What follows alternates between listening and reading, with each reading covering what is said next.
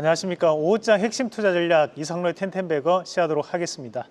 자, 오늘 전반적인 시장 자체에 대한 분위기가 좋습니다. 거기에 결국에는 이제 주도주 패턴을 쉽게 바꿀 수 없다, 그 말씀을 드렸었는데, 여전히 오늘도 반도체주들이 강세를 좀 보여주는 모습들이었고, 오늘 삼성전자나 SK하이닉스가 역사적인 또 신고가에 대한 움직임을 보여주고 있는 그런 상황들입니다. 자, 거기에서 우리가 조금 더 나가서 보면 결국에는 우리가 연휴를 지나고 오면 10월 10일, 그럼 그때도 또 금요일이다 보니까 시장이 크게 수급을 붙이기는 조금 어려운 상황이거든요. 그래서 저는 현재에 대한 주도주가 10월 10일까지는 이어질 것이다 라는 말씀을 드렸던 거고요. 그러면 이제 그 다음엔 어떤 것들이 이어질 수 있느냐, 결국 또다시 실적에 대한 얘기가 나올 가능성이 높기 때문에 오늘 또 실적에 대한 부분 여러분들과 함께 준비를 하는 그런 시간 한번 가져보도록 하겠습니다.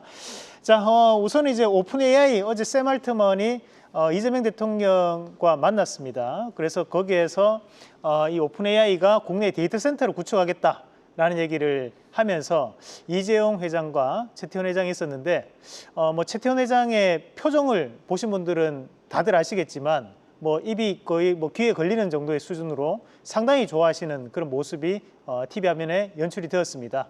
제가 이 말씀 왜 드리냐면, 결국에는 이 오픈 AI가 앞으로에 대한 AI 수요가 꾸준하게 폭발적으로 증가할 것이라고 현재는 예견하고 있고, 거기에 맞춰서 데이터 센터를 늘린다는 것은 결국에는 AI에 대한 성능을 좀 더 올려내겠다라는 뜻으로 받아들일 필요가 있고요.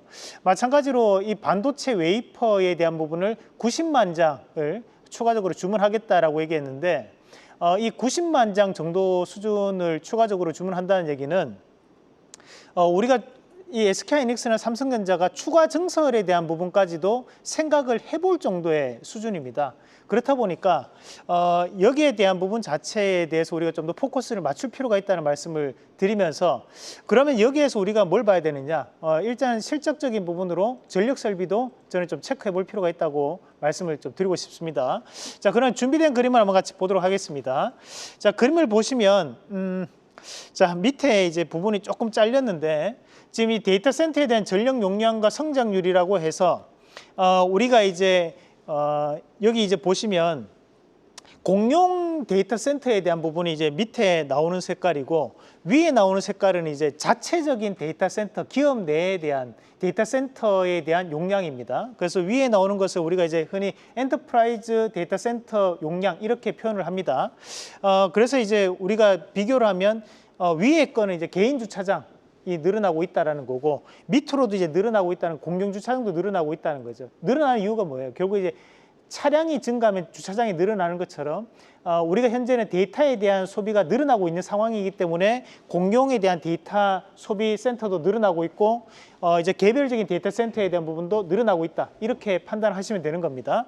자, 그러면 이런 데이터 센터가 늘어나게 되는 상황이 발생하고 있다는 거예요. 어제도 나왔지만 서남권 지역에는 SK하이닉스가 이 오픈 AI에 대한 데이터 센터를 구축을 하고, 동남권, 그러니까 포항 지역 쪽으로는 삼성그룹이 이 오픈 AI에 대한 데이터 센터를 구축하겠다라는 얘기를 하면서, 우리가 여기에서 또 눈여겨봐야 되는 것이, 결국 이 데이터 센터에 대한 부분이 왜 우리나라에 이렇게 지을 계획을 하고 있느냐, 우리나라를 이 아시아 시장의 AI 허브 지역으로 만들기 위한 노력이라고 보시면 되겠습니다. 자, 그런 노력에 대한 부분 자체에서 본다면 결국에는 우리나라에 지금 현재 진행을 하고 있는 전력망 확충법에 대한 시행이 이루어졌기 때문에 에너지 고속도로에 대한 얘기는 더욱더 확대될 가능성이 있다고 보는 거고, 자, 다음 그림 한번 같이 보겠습니다. 자, 이런 데이터 센터가 늘어나게 되면 전력에 대한 부분의 소모도 늘어날 수밖에 없는 과정들인데요. 우리가 2024년도를 봤을 때 총 전력에 대한 부분에서 데이터 센터가 차지하는 비중은 약 2% 정도의 수준이었습니다. 그렇지만 2025년도가 되고 난 다음에 이 데이터 센터가 차지하는 전력 비중은 약 10% 이상으로 현재 차지하고 있고, 이 부분이 2026년이 되면 더욱더 늘어날 가능성이 대단히 높은 부분이라고 봐야 되는 것이, 그 근거는 뭐냐면 다음 그림 한번 같이 보겠습니다. 자, 우리가 이런 전력에 대한 소비를 할 때 2023년도까지에 대한 기준으로 봤을 때 삼성전자가 가장 많은 전력을 현재 소비를 하고 있고, 그 다음에 SK하이닉스입니다. 자, 우리가 흔히 얘기하는 이제 꺼지지 않는 용광로 이렇게 과거에는 많이 표현을 했던 현대제철 같은 경우에도 아무리 24시간 풀가동을 하더라도 전력에 대한 소비는 반도체에 대한 소비에 미치지 못하는 과정들이라는 거예요. 이런 과정들을 보면 결국에는 삼성전자나 SK하이닉스에 대한 반도체 그리고 데이터 센터에 대한 부분이 늘어나면 늘어날수록 전력에 대한 소비는 늘어날 수밖에 없는 상황들이기 때문에 국내 전력 설비 관련된 기업들을 반드시 다시 한 번 더 재평가를 해볼 수밖에 없다. 결국 실적에 대한 연관성도 우리가 좀 더 눈여겨볼 필요가 있다는 말씀 드리면서 관련된 기업들 한번 같이 보도록 하겠습니다. 자, 우선 이제 LS 일렉트릭 그리고 효성중공업 그리고 또 한 가지가 이제 HD 현대일렉트릭 이 세 가지 기업이 국내 빅3 기업입니다. 그래서 그 기업들은 반드시 알아두셔야 되는 거고, 자, 요거는 이제 칸 관계상 저희가 두 가지 종목만 적어놨습니다. 자, LS 일렉트릭 같은 경우에는 북미 시장에 대한 진출을 강화하고 있는 상황이고요. 그렇다 보니까 이제 계열사에 대한 효과까지 기대할 수 있는 상황이라고 보시면 되고, 자, 효성중공업 같은 경우에는 ESS 생산에 대한 부분도 부각이 되었던 과정들이었고, 효성중공업은 이 미국 내에서에 대한 법인도 보유하고 있는 그런 과정들이기 때문에 북미에서도 이런 전력 수요는 폭발적으로 늘어나고 있는 시점입니다. 그래서 그런 초고압 변압기에 대한 수요도 지금 이 효성중공업이 담당할 수밖에 없다라는 부분으로 눈여겨보시면 좋을 것 같고, 자, 대한전선 같은 경우에는 전선을 제조하는 기업입니다. 그래서 글로벌 진출이 본격화되고 있는 과정들이기 때문에 이 대한전선 이런 전선 케이블 관련된 기업들도 주목해보자라는 말씀도 드리고요.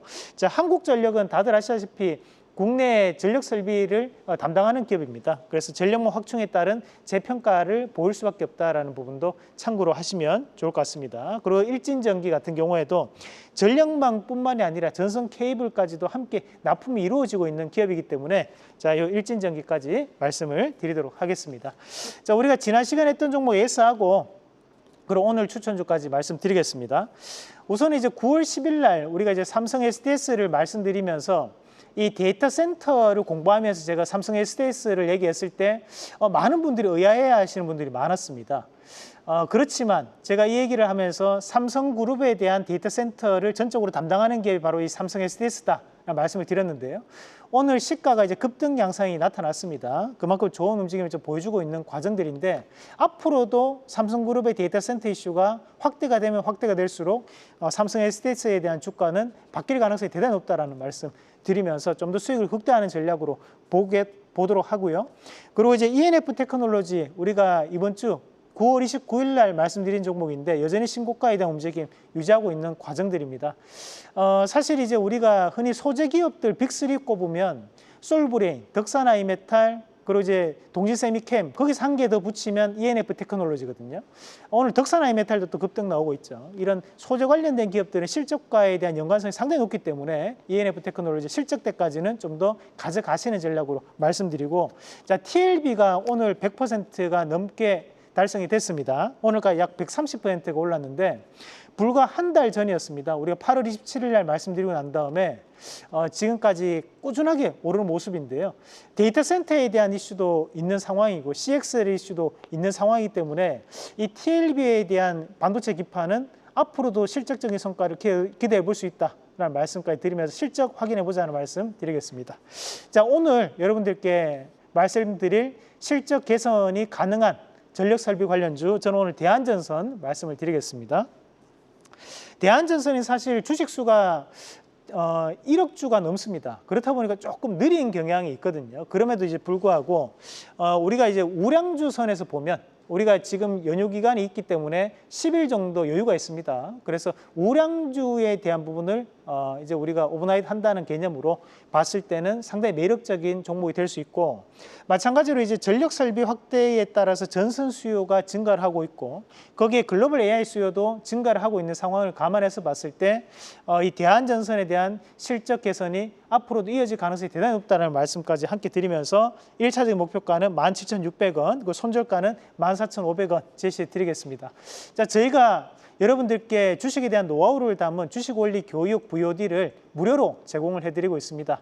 아래 나오는 전화번호로 연락을 하시면 링크가 나가고요. 그 링크를 통해서 무료로 영상을 시청이 가능하십니다. 그래서 추석 연휴 동안 짬짬이 시간 활용하셔가지고 제가 하고 있는 주식에 대한 노하우, 제가 현재 한국경제TV 수익률 1등인데요. 꾸준하게 보시면 분명히 실력이 업그레이드 되실 겁니다. 보시면서 주식의 노하우 담아가시길 바라겠습니다. 계속해서 다양한 경제 이슈를 알고 싶다면 구독과 좋아요, 알림 설정 부탁드립니다. AI 캐스터 권미정이었습니다.